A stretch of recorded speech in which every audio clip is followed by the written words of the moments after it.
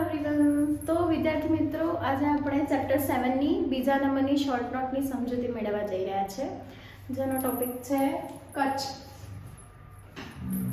Kutch was Brihaspati's son. Kacha એ બૃહસ્પતિનો છોકરો હતો.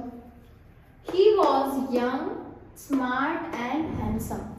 જે ખૂબ જ યંગ હતો, યુવાન હતો, સ્માર્ટ હતો, હોશિયાર હતો અને હેન્ડસમ એટલે સારો પણ દેખાતો હતો. The Dev sent him to Shukracharya to learn સંજીવની વિદ્યા. દેવો તેને શુક્રાચાર્ય પાસે મોકલે છે સંજીવની વિદ્યા શીખવા માટે. He won the heart of Shukracharya. Win નું past form છે won. તે શુક્રાચાર્યનું હૃદય સારી રીતે જીતી લે છે. એવા અનેક કાર્યો કરે છે કે શુક્રાચાર્ય એનાથી ખુશ થઈ જાય છે, પ્રસન્ન થઈ જાય છે. The Asurs knew the intention of Kutch. આ વાતની જાણ અસુરોને થાય છે કે ભાઈ આ જે કચ્છ છે એ આ સંજીવની વિદ્યા શીખવા માટે શુક્રાચાર્ય પાસે આવ્યો છે. તો અસુરોને ખબર હતી કે કચ્છના આવવાના ઇન્ટેન્શન શું છે, કયા ઇન્ટેન્શન મતલબ કે હેતુ, કયા હેતુથી કચ્છ આવ્યો છે. The Asurs decide to kill Kutch.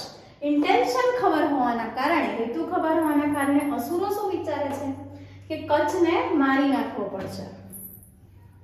Whenever Asur killed him, Devyani saved him with the help of her father. જ્યારે અસુરો કચ્છને મારી નાખતા ત્યારે દેવ્યાની એના ફાધર, એના પિતાની મદદથી તેને પુનર્જીવિત કરતી હતી. થર્ડ ટાઈમ વારંવાર જીવિત કર્યા પછી જ્યારે ત્રીજી વાર he was saved from શુક્રાચાર્ય's stomach. ત્રીજી વાર જ્યારે જીવિત કરે છે ત્યારે તે શુક્રાચાર્યના પેટમાંથી ઉત્પન્ન થાય છે. Then he used the magic mantra to save Shukracharya. અને ત્રીજી વાર શુક્રાચાર્યના પેટમાંથી પુનર્જીવિત થયા પછી તે પેલો મંત્ર બોલે છે શુક્રાચાર્યને પુનર્જીવિત કરવા માટેનો. When he wanted to return home, Devyani proposed him to marry her. અને જ્યારે કચ્છ અને શુક્રાચાર્ય ઘરે રિટર્ન થાય છે બંને સાથે જીવિત, ત્યારે દેવ્યાની કચ્છને લગ્ન માટે પ્રપોઝલ મૂકે છે. Kutch refused, saying that he loved her as a sister. Refuse એટલે કચ્છ ના કહી દે છે કે ભાઈ હું તને બહેન તરીકે જ પ્રેમ કરું છું.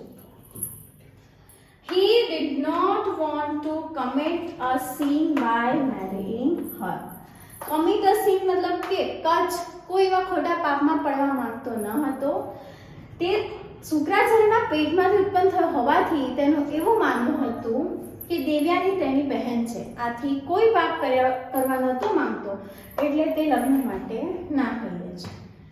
તો વિદ્યાર્થી મિત્રો, આશા રાખું છું તમને શોર્ટ નોટ સરળ રીતે સમજૂતી મળી ગઈ હશે. Thank you.